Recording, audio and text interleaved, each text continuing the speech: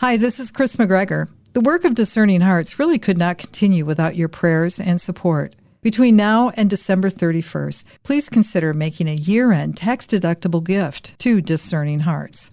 We are a 501c3 not-for-profit organization. Click the donate button on discerninghearts.com or inside the Discerning Hearts free app. Your generous support will allow us to continue producing the type of spiritual formation programming you have come to expect from us, like those from Father Timothy Gallagher, Dr. Anthony Lillis, Monsignor John Esseff, and so many more. Please prayerfully consider supporting our mission, which is dedicated to those on the spiritual journey. Thank you, and God bless from all of us at Discerning Hearts. DiscerningHearts.com presents St. Therese and Marie, the story of two cousins with Father Timothy Gallagher. Father Gallagher is a member of the Oblates of the Virgin Mary, a religious community dedicated to retreats and spiritual formation, according to the spiritual exercises of St. Ignatius of Loyola. Father Gallagher is featured on several series on the EWTN television network, including Living the Discerning Life. He's the author of numerous books on the teachings of St. Ignatius of Loyola, as well as on the teachings of Venerable Bruno Lanteri, founder of the Oblates of the Virgin Mary. St. Therese and Marie, the story of two cousins with Father Timothy Gallagher. I'm your host, Chris McGregor.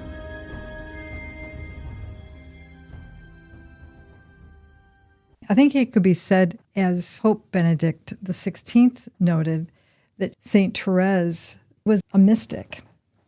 Why I refer to that is that so many of the mystics, though she seems so ordinary, which that we could have a whole conversation about that, how the ordinary, quote-unquote, mystic may be right closer than you think in your life. And for those who have been noted by the Church as being mystics, poetry has been a means of their expression. Whether it was St. John of the Cross, I'm thinking of others that may not have been elevated to sainthood yet, but like Hadwick, and so many others. And in particular, their love for the Song of Songs, which is some of the most beautiful poetry within the sacred scriptures. And so I just think it's an interesting, maybe a footnote at this point to recognize that St. Therese, at this point in her life, at this part of her spiritual journey, is expressing herself in poetry. I think we also need to keep in mind that Therese wrote these poems between the ages of 21 to 24. Most of the great poets are just getting started at that point, and their great poetry comes later. And if you also consider the circumstances in which she wrote, and without formal preparation or study of poetry, her achievement becomes quite remarkable. There are, I think, three reasons why we find it a little hard to have access to her poetry. One is that we're reading them in translation, and I'm going to do an exercise in this in a minute. When you translate a poem, take Dante's Comedy out of Italian and into English, it's beautiful, and we have beautiful translations, but nothing certainly can compare to the original, or let's say Shakespeare in Italian translation and so forth. One thing is to see them in the original, where you get the rhyme in them. And then secondly, almost all of them, not all, but the majority of them were written to be sung. And so when you sing them in French, according to the original melody, that's when they really come alive. And then thirdly, you really need to know their setting. So this poem for Marie is not an abstract poem, just speaking generically. It's speaking to this young woman who on this day is entering religious life, experiencing the separation from her family, but above all, the joy of being where her heart has longed to be. So when you reverse that situation and feed all three of those things back into the poem, that's when it really comes alive. Let's do an exercise on this. But just to make the point, this is a lovely poem by the English poet John Masefield.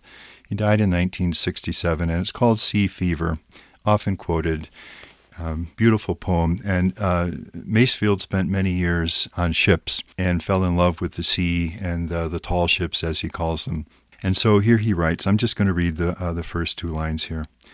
I must go down to the seas again, to the lonely sea in the sky, and all I ask is a tall ship and a star to steer her by. Now, what do you have there? You have the rhyme, sky, by, but not only, you have a lovely use of alliteration, repeating sounds. So, for example, the lonely sea and the sky, sea and sky. As we recite this, we're not conscious of all of these things, but we just know that there's something beautiful here. But that's what he's doing. He's consciously repeated the S sound there, the lonely sea and the sky.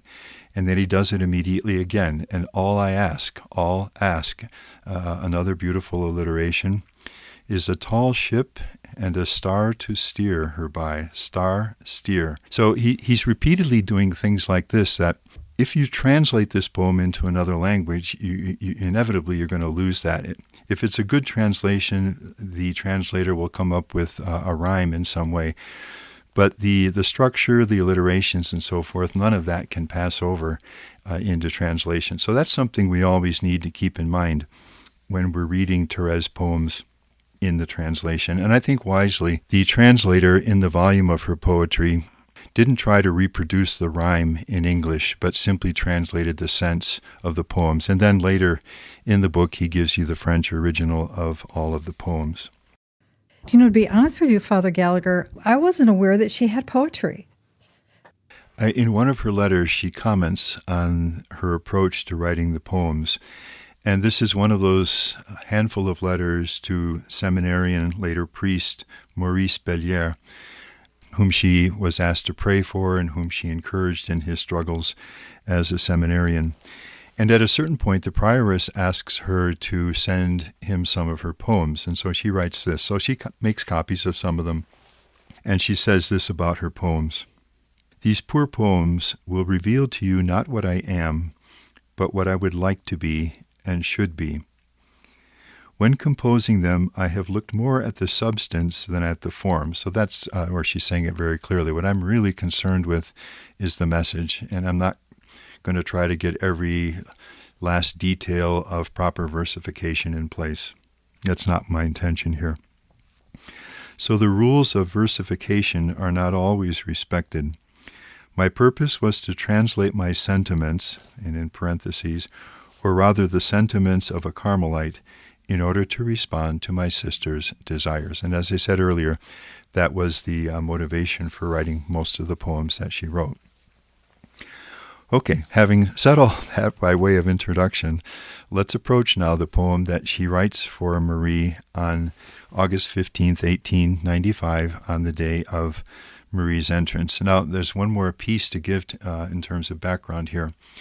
Because it was the custom of the Carmel that when a sister entered the Carmel, that evening with the community gathered, the sister would sing something for the Carmel.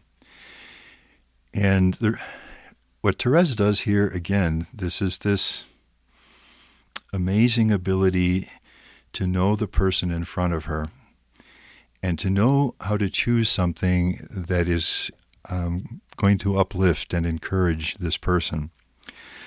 So the poem is the 21st of her poems, and the title in translation is Canticle of a Soul Having Found the Place of Its Rest.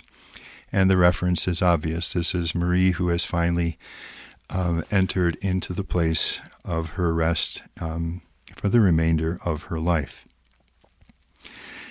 Now, Therese sets this to a melody.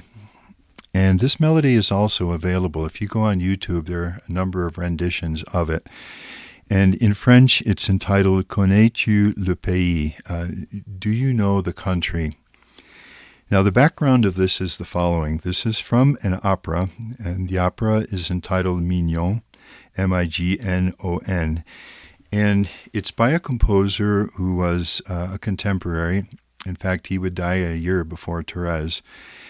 And very popular at the time, Ambroise Thomas, so Ambrose Thomas, and who wrote a great deal of music, both secular and sacred. He's a French composer best known for two of his operas, Mignon, this one, which was written in 1866, so it's just like 25 24, 25 years earlier. So it's very much in the air, and it's very popular. And he also did one on Hamlet, which was very popular. Mignon is the main character in the opera, and she's a young woman. And it's actually, the opera is based on a story by Goethe. The libretto is written from that. Now, this aria, which is for soprano, so this is one reason why Therese chooses it, because Marie has that lovely soprano voice. And Marie certainly is going to know this aria, with her background in music and the music that was popular at the time. The meaning of the aria, I'll just read a couple of the lines in the English translation. This is Mignon, who is far from her native country, and she longs to be there again, to live and to die there. And what she does in this aria is to sing the beauties of her homeland and then express the longing of her heart to be there. Again, you can see why Therese chose this for Marie. And what Therese does is transpose this from a woman who is longing for the physical land of her birth to Marie, who is longing for Carmel, which is her spiritual home and where she wants to be. So in the aria, the singer says, "Do you not know that fair land?" And that's where the title comes from. Connais-tu le pays? Do you not know that fair land where the orange tree grows? Land of fruits bright as gold and the reddest of roses. And she goes on to sing of its charms, and then she concludes this way. Would that I were returning to my dear land, where so happy was I. 'Tis there, that I am yearning to love and to die. Okay, so that's the poem. Now I'm going to read the first verse in French, and then we'll go through the whole poem in English, but just to give a feel for the poetry as Therese wrote it. Now, obviously, my French, it's not my first language, and I don't have the beautiful voice that Marie had, so it would be lovely to hear someone for whom French is a first language and who can read this with all the beauty it really requires. But I think we'll get some sense, at least, in the reading I'll do here. We'll return to St. Therese and Marie, the story of two cousins, with Father Timothy Gallagher in just a moment. Did you know that Discerning Hearts has a free app where you can find all your favorite Discerning Hearts programming? Father Timothy Gallagher, Dr. Anthony Lillis, Monsignor John Esseff, Deacon James Keating, Father Donald Haggerty, Mike Aquilina, Dr. Matthew Bunson, and so many more. They're all available on the free Discerning Hearts app. Over 3,000 spiritual formation programs and prayers, all available to you with no hidden fees or subscriptions. Did you also know that you can listen to Discerning Hearts programming wherever you download your favorite podcasts, like Apple Podcasts, Google Play, iHeartRadio, Spotify, even on Audible, as well as numerous other worldwide podcast streaming platforms. And did you know that Discerning Hearts also has a YouTube channel? Be sure to check out all these different places where you can find Discerning Hearts Catholic podcasts dedicated to those on the spiritual journey.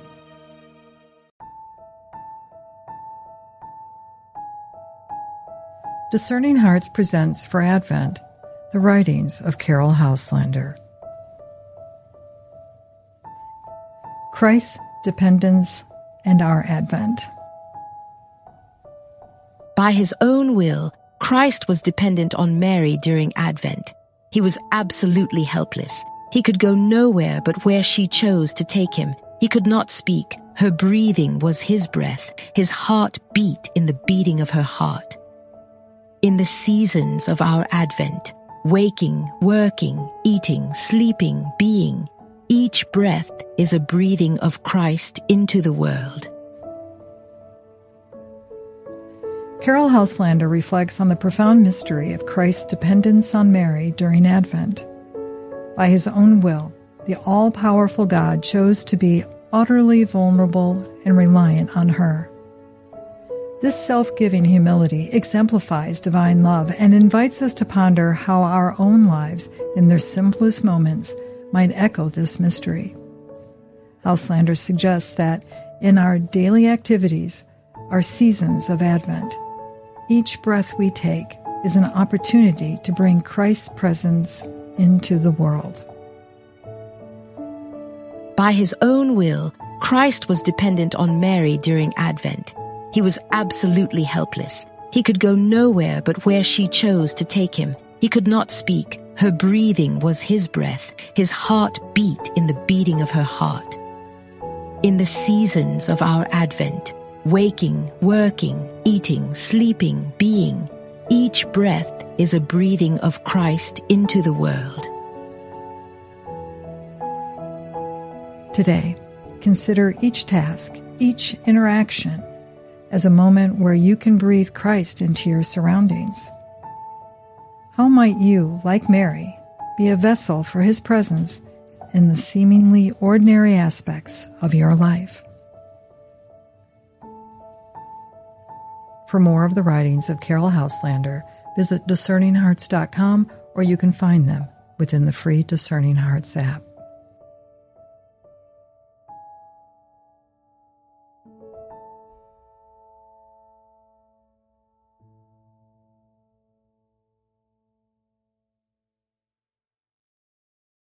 Discerning Hearts provides content dedicated to those on the spiritual journey. To continue production of these podcasts, prayers, and more, go to discerninghearts.com and click the donate link found there, or inside the free Discerning Hearts app to make your donation. Thanks, and God bless. We now return to St. Therese and Marie, the story of two cousins with Father Timothy Gallagher. So after the title, which is the Canticle of a Soul Having Found the Place of its Rest, Therese writes, Ô Jésus, en ces jours tu brises mes liens. C'est dans l'ordre béni de la Vierge Marie que je pourrai trouver le véritable bien. Seigneur, si j'ai quitté ma famille chérie, tu sauras la combler de célestes faveurs. À moi, tu donneras le pardon des pécheurs. So, in the imperfect rendering, you get a sense there of the rhyme and of the poetry. Lien, bien, Marie, chérie, faveur, pécheur. And all of this is to be sung to that really lovely melody of that aria. If you listen to the aria, if you really wanted to get deeply into this, it's actually helpful to do it because there's a moving sense of longing and yearning of heart that's expressed in it, which again now Therese transposes to Marie longing for her place of rest in Carmel. So let's go through the poem. It's not very long, and you really need to imagine the community gathered that evening, Marie singing this with that beautiful soprano voice, singing to that melody the words that Therese has written for her. And Therese deliberately chooses this because she wants Marie to shine. So she's chosen a melody that will allow Marie to reveal the beauty of her voice to the community. O Jesus, on this day you have broken my bonds. And so that's all that held Marie back from entering Carmel.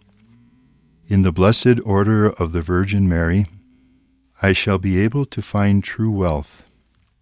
Lord, if I have left my dear family, which is not easy for her parents and for Marie, there's a deep, deep, deep love there between them. And Therese is giving Marie words to respond to this. Lord, if I have left my dear family, you will know how to heap heavenly favors on them. I won't be there, but you know how to fill them with graces and blessings. They won't be bereft. You'll be with them. And you will know how to heap heavenly favors on them, and to me you will give the pardon of sinners.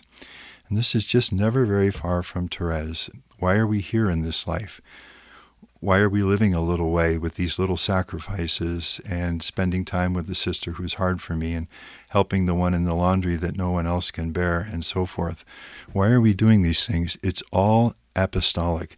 It's all because she has firmly believed that these smallest sacrifices have great power to work the conversion of souls, bring hearts to God, bring Christ into the world. And so that's never far from her, and it's already here in the first verse as she's giving Marie words for this day of entrance. Jesus, in Carmel I want to live, since to this oasis your love has called me. It's there that I want to follow you, to love you, and to die. The editors point out, and that we actually saw, would have been a few episodes earlier, when Marie is pondering her vocation and wondering whether she's called to live and to die in Carmel, and Therese is picking up on that there. To love you, and to die. It's there that I want to follow you. There, yes, there. O Jesus, on this day you have fulfilled all my desires. From now on, near the Eucharist, so that's Sister Marie of the Eucharist, and she knows how central the Eucharist is for Marie and the great love that she has for the Eucharist. From now on, near the Eucharist, I shall be able to sacrifice myself in silence, to wait for heaven in peace.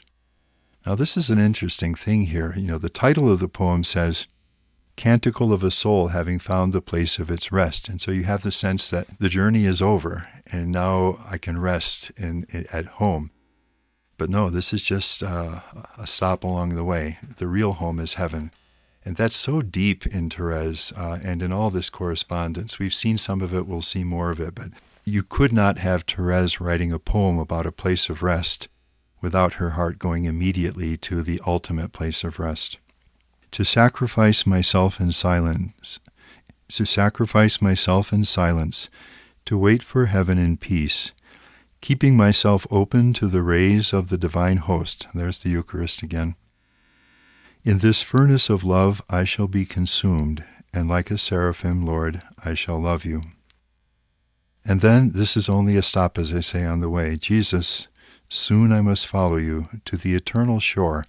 And that's a phrase Therese uses a lot, eternal shore.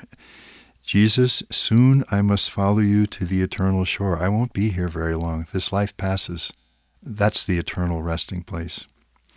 When my days will come to an end, always, always, I shall live in heaven, to love you and never to die again. Always in heaven I shall live, always, yes, always. Which is very much Therese, as I say, in a lovely way. I think I've said before, but I'll just comment here again how delving deeply into the story of Therese has helped me to see what it can mean to live with the perspective of heaven, which we can lose so easily in the busyness of every day. Therese never loses it. Everything is in that perspective. And it certainly is to be, above all, with the Lord. In Therese's case, she wants to keep doing good on earth. But very deeply in that, too, is as a family we'll be together. And nothing will ever separate us again. We'll all be together. Sometimes I just love to think about that, because what are we, 130 years later now? It's hard to doubt that family is together, in eternity with the Lord. It's very salutary for us for many reasons, but among them this, to delve into this story, because it awakens again the sense that we are here on the way to our eternal homeland, and to live with that perspective. For those, again, who have journeyed with us through the varying conversations, that was expressed by her family since she was an infant. The constant reminder that the aunt is praying for us. We need to petition her for help. Or when you get to heaven, this is what you need to do. When I get to heaven, this is what I will be working on. I mean, you hear that so often in the correspondence that you broke open for us, but it was cultivated within the heart of that family, that there is an eternal presence that you will and do experience with your family, whether they're with us here or they've passed. It was cultivated in the heart of that beautiful family, wasn't it? Sure. What's coming to mind as you're saying that is the image of Louis when they're at Les Buissonnets, their home in Lisieux. And he has his, what did he call it? He has his belvedere up on the attic level of the home. And since the home is placed on a hill, there was a wide-spreading view with a lot of trees and greenery and so forth, just a beautiful view and a sky from that height, not only on the hill, but in the upper floor of the house. And they quote him sitting there just gazing out at the panorama before him and just repeating, "Oh, la patrie, oh, la patrie, oh, the fatherland, oh, the fatherland," and very much living in that perspective. I think elsewhere we've also quoted a book that was very much a favorite of Therese even before she entered Carmel, and this is by Father Charles Armijon, and in translation it's entitled "The End of the Present World and the Mysteries of the Future Life." This was one of her favorite books, and she really explored this. I think, too, that what added to this deep sense of in heaven we'll all be together forever was the separation. Being in Carmel and the family outside, they could sort of dimly see each other in the speak room. As I mentioned, there's a grill there, and so it wasn't as though you were two people sitting face to face in a room. There was the voices would carry, but the view was somewhat limited.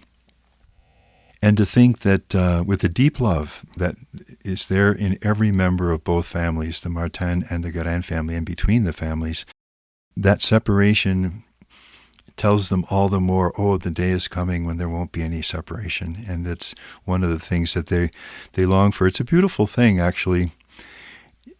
They long for heaven, certainly above all, as I said, because of eternal life with God. But there's never any hesitation in the longing for heaven because it means the family will be together. And all the illnesses, all the burdens and limitations will all be gone. And it will just be an eternity of being together. And everything we have to bear in this life is worth it because that's what's awaiting us. That sense is very profound. Now, Therese, as I mentioned earlier, does also a second thing to welcome Marie on this day, August 15th, 1895.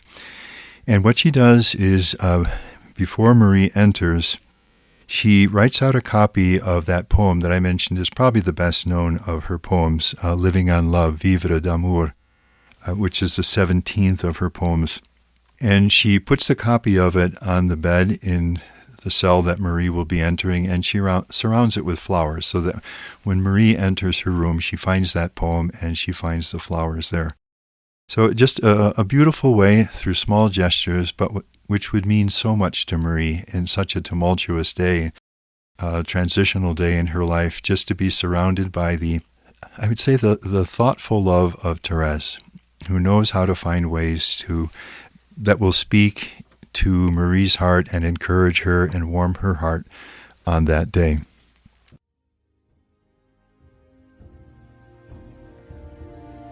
You've been listening to Saint Therese and Marie, the story of two cousins, with Father Timothy Gallagher. Be sure to check out the comprehensive summary and reflection questions contained in the show notes for this episode. To download this particular episode, along with hundreds of other spiritual formation programs, visit discerninghearts.com, or you can find them within the free Discerning Hearts app or wherever you download your favorite podcasts. This has been a production of Discerning Hearts. I'm your host, Chris McGregor. We hope that if this has been helpful for you, that you will first pray for our mission, which is to offer authentic and rock-solid spiritual formation freely to souls around the world. And if you feel us worthy, please consider a charitable donation, which is fully tax-deductible, to help support our efforts. But most of all, we hope that you will tell a friend about discerninghearts.com and join us next time for Saint Therese and Marie, the story of two cousins, with Father Timothy Gallagher.